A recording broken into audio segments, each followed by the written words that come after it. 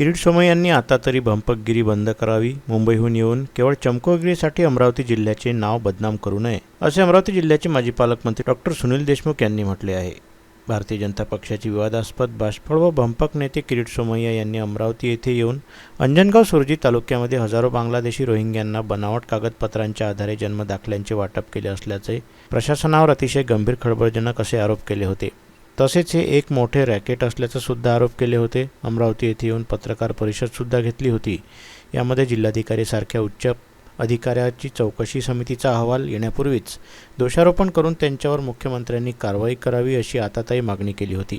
प्रकरणाची आणि आरोपाची संवेदनशीलता बघता जिल्हा प्रशासनानं अत्यंत तातडीने या संपूर्ण प्रकरणाची चौकशी केली असता हजारो प्रकरणांपैकी केवळ 3 दाखले सदोष असल्याचे निष्पन्न झाले आहे. जिल्हा प्रशासनाच्या या दाव्यामुळे किरीट सोमय्या यांची आरडाओरड केवळ तथ्यहीन नव्हे तर भंपक आणि केवळ प्रसिद्धीच्या हव्यासापोटी केलेली असल्याचे आता निष्पन्न होत आहे. केवळ राजकीय स्वार्थासाठी आणि स्वतःची घालवलेली लाज वाचवण्यासाठी अशी चमकोगिरी करण्याची किरीट सोमय्या यांना जणू सवयच जडली आहे. परंतु या संपूर्ण प्रकरणामध्ये निष्कारण अमरावती जिल्ह्याची बदनामी होत असून या उथळ माणसाच्या भंपक आरोपांना माध्यमांमध्ये ठळक प्रसिद्धी मिळत असल्याकारणाने जणू काही अमरावती जिल्हा सर्व बांगलादेशी नागरिकांचं वास्तव्य असून जिल्ह्यात आता बांगलादेशी रोहिंग्यांचा बुजबुजाट आहे अशी जिल्ह्याची बदनामीकारक प्रतिमा संपूर्ण देशामध्ये प्रसारित झाली आहे. यामुळं भविष्यात उद्योग व्यवसायात जिल्ह्याची पिछेहाट होण्याची शक्यता नाकारता येत नाही. अमरावती जिल्ह्याचा इतिहास व उन्नत राजकीय संस्कृती याला नख लावल्याचं काम किरीट सोमय्या या उथळ माणसानं केलं. एका विवादास्पद आणि क्षुल्लक माणसाने चमकोगिरी करण्याच्या व्यर्थ प्रयत्नामुळे अमरावती जिल्ह्याची प्रतिमा संबंध राज्यामध्ये मलिन होत असल्याचं सुद्धा या माणसाच्या लक्षात येत नाही.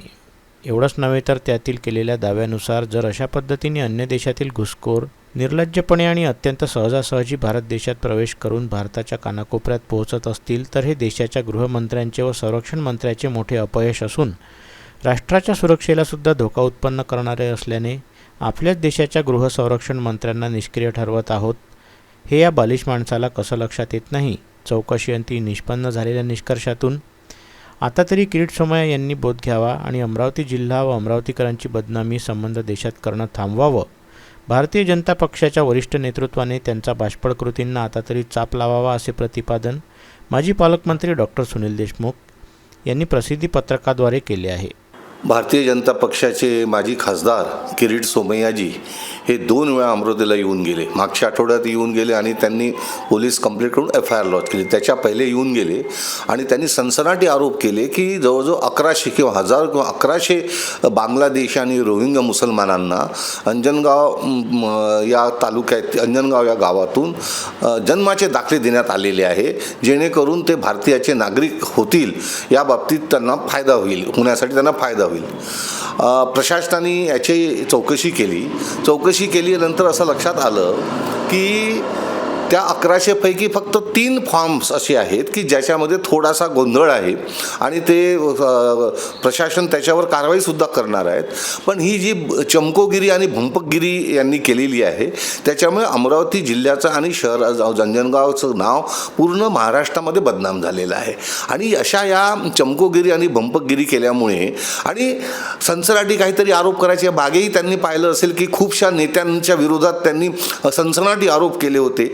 ते सारे नेते म्हणजे ते अजितदादा पवार असो की अजून कोणी असो याला भारतीय जनता पक्षाने आपल्यासोबत घेऊन त्यांना स्वच्छ करून घेतलं आणि हे चमकोगिरी करणारे काही थोडा काळापर्यंत त्यांच्यावर आरोप करतात आणि त्यांचेच पक्षाचे ज्येष्ठ नेते त्यांना सोबत घेतात.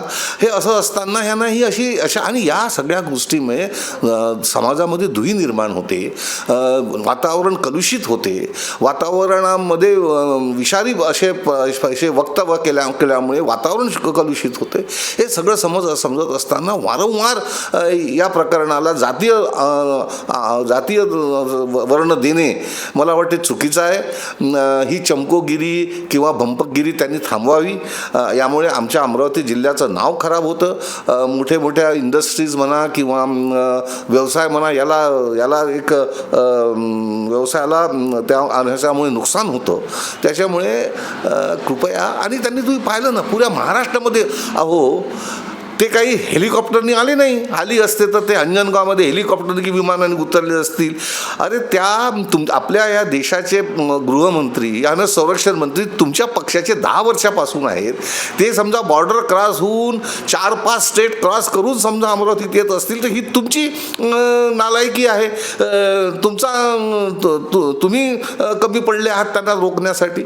मला असं वाटतं यांनी ही बंपकगिरी थांबवावी आणि याच्यानंतर तर आले तर आम्ही त्यांना विरोध करू एवढं लक्षात घ्यावं.